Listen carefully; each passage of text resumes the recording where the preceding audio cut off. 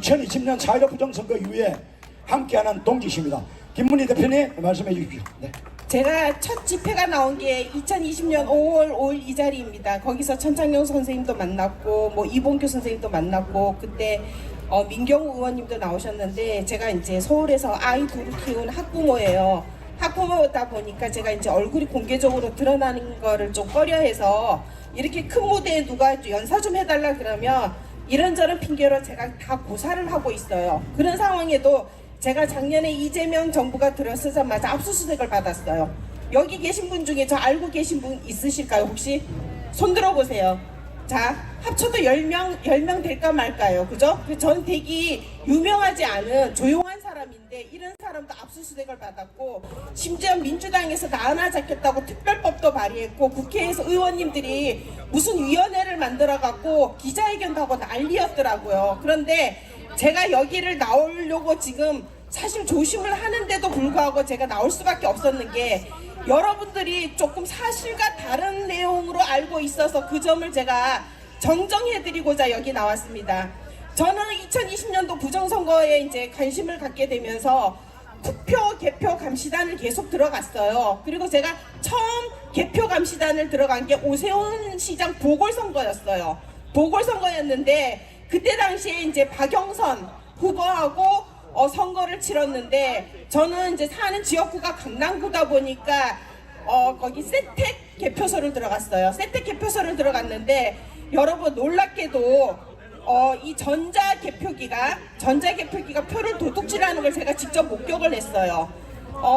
오세훈 표를 박영선이가 훔쳐가더라고요. 그래서 제가 그 기계를 세웠고 항의를 했는데 직원이 이걸 내가 이제 새로 리셋을 해달라고 했더니 리셋을 안 하는 거예요. 그래서 소리 지르고 싸웠는데 그때 당시에 그 세택 개표장에 누가 들어갔냐면 박주현 변호사하고 이재범 교수님이 같이 계셨어요. 그래서 제가 소리 지르니까 그분들이 와주시고 하니까 마지못해서 얘네가 전자개표기를 리셋하는데 여러분 아시는 분은 아시고 모르시는 분은 모르시겠지만 전자개표 분류기를 밑에서 서랍처럼 빼면 거기에 노트북이 2개가 들어있어요. 보신 분 계실까요?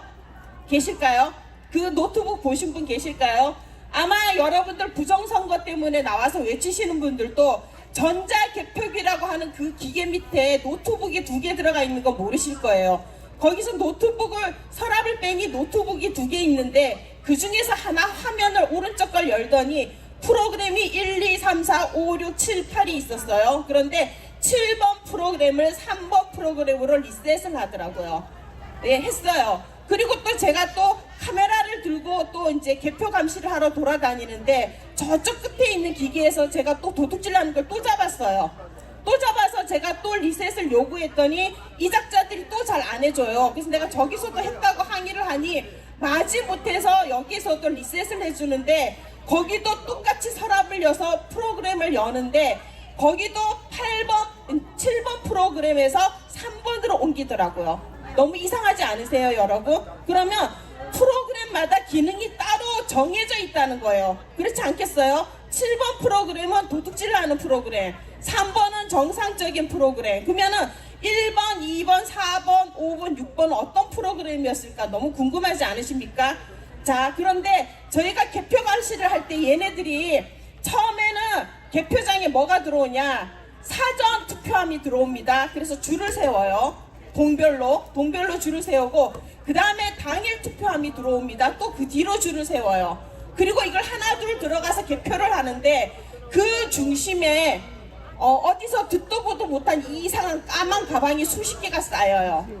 그래서 저희가 물었죠. 이게 뭐냐라고 물었더니 투표 선거 있죠. 우리 투표지를 선거인 명부에 맞춰서 누가 선거를 하러 오든 안 하든 그 숫자만큼은 다 만든대요. 그리고 훼손될 걸 예비해서 플러스 알파로 만든대요. 그리고 투표를 하고 남은 투표용지는 그 까만 가방에 담아서 개표장으로 갖고 온대요. 자, 그래서 투표가 덜 된 이 투표된 투표지 가방이 수십 개가 각 투표장에서 다 오니까 보통 투표장이 한 구당 한 뭐 20, 30개 될 거 아니에요. 그죠? 그럼 그 가방이 이만큼 산처럼 쌓이는 거예요. 그때 당시에 저희가 항의한 거는 너희가 개표하다가 부족한 해석하고 조작할 때 이걸 또 끄집어 갖고 와서 쓰는 거 아니냐. 우리가 그걸 의심하면서 그 가방 감시를 진짜 열심히 했었어요. 그런데 자 여러분 우리는 사고력을 하는 우파입니다. 생각을 할 줄 아는 우파입니다. 그래서 우리가 백신 패스도 막아냈지 않습니까? 코로나 백신 안 맞고. 자, 이런 우파의 머리로 생각을 하셔야 됩니다. 투표 선거인 명수대로 그대로 만들고 플러스 알파를 만들어내는 투표용지가 어저께 각 개표장마다 투표용지가 모자라다면서 투표가 중단이 됐습니다. 말이 됩니까? 안 되지요. 안 되죠. 제가 개표를 한두 번 참관해 본 게 아니에요. 그 가방이 늘 왔어요. 이들이 늘 주장하는 게 투표 선거인 명부 수대로 투표를 하든 안 하든 우리가 예를 들어 투표할 사람이 3,700만 명이라고 하면 3,700만 명은 무조건 찍어내요. 그 사람이 병원에 누워있든 쓰러져 있든 무조건 다 찍어내고 훼손될 걸 감안해서 플러스 알파를 만들어내면 늘 투표용지가 남아야 되는데 갑자기 당일 투표를 많이 해서 부족했대. 이게 말이 됩니까? 안 되는 얘기예요. 그렇다면 투표가 중단된 곳에 분명히 그 투표지를 누군가가 훔쳐갔다는 얘기입니다. 맞죠? 근데 우리가 여기다 대고 선관위가 무능해서 투표지를 덜 만들었다 이래 얘기하면 됩니까? 안 됩니다. 뭐라고 얘기해야 됩니까? 왜 너희가 투표지를 훔쳐갔느냐라고 얘기해야 됩니다. 너희가 훔쳐가서 투표가 중단되지 않느냐라고 얘기해야 됩니다. 그게 맞는 말 아닙니까?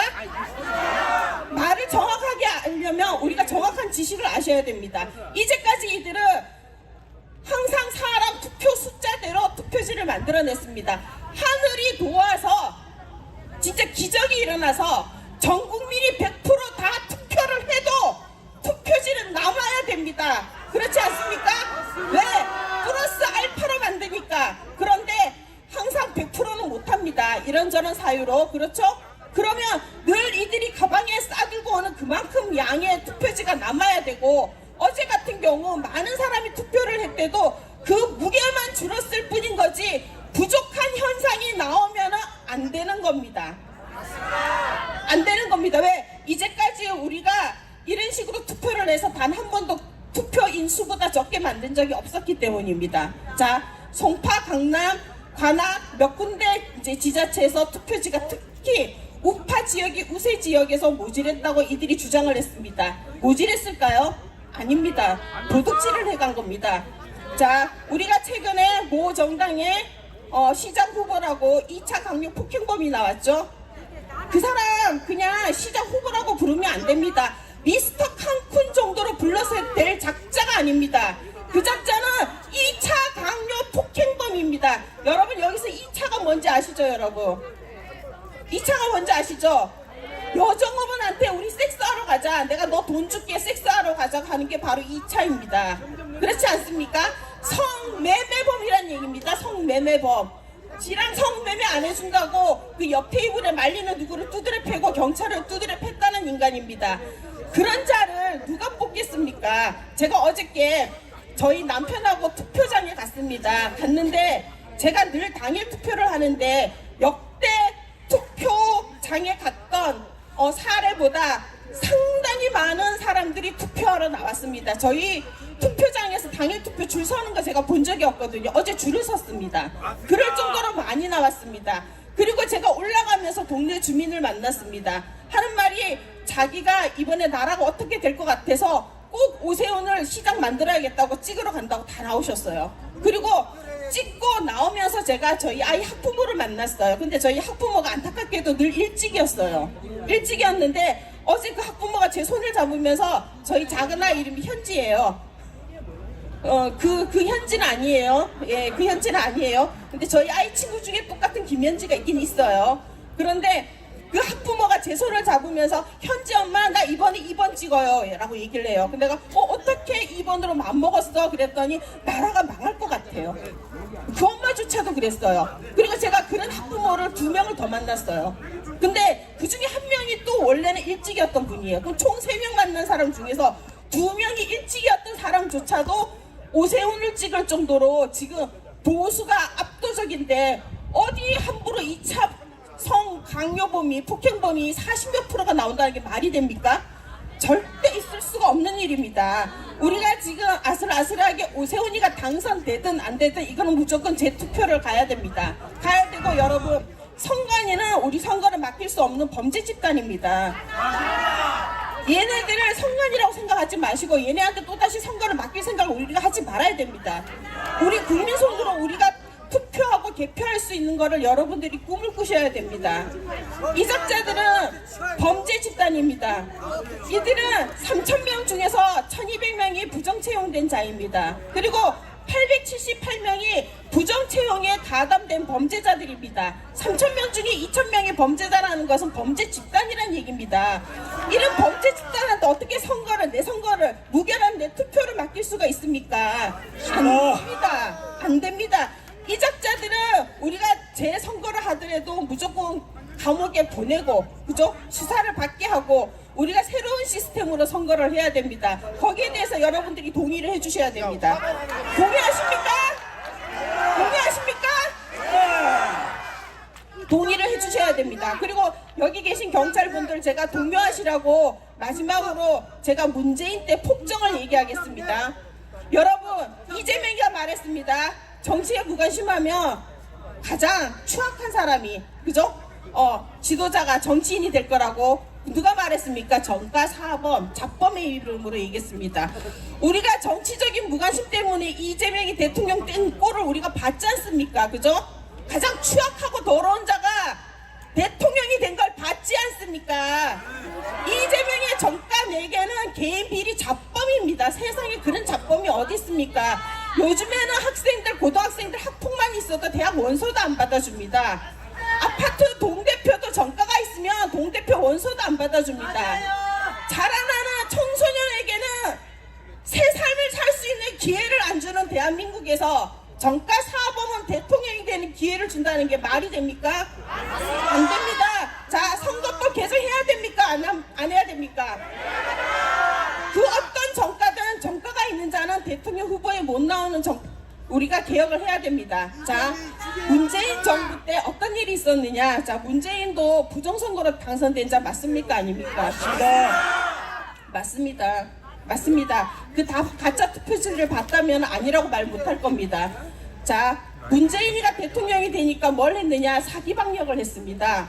4인 집합금지를 넘어서 2인 집합금지를 했습니다. 아십니까? 6시 이후는 외출을 못하게도 한때 시행했습니다. 맞습니까? 자, 이들이 군부 독재라고 하는데 이들이 말하는 군부 독재 때 6시 이후로 못 돌아다니게 한 적 있었습니까? 없었습니다. 4인 집합금지 한 적 있었습니까? 2인 집합금지 한 적 있었습니까? 북한도 4인 집합금지는 안 합니다. 이거 김일성보다 더 더럽고 생 양아치 같은 놈이었습니다. 제가 부정선거 집회 어린 2딸 데리고 나왔다가 아스팔트에서요, 야외에서 2인 집합금지를 어겼다고 우리 딸 뺏길 뻔했습니다. 여기 증인들이 몇 분 계실 겁니다. 네.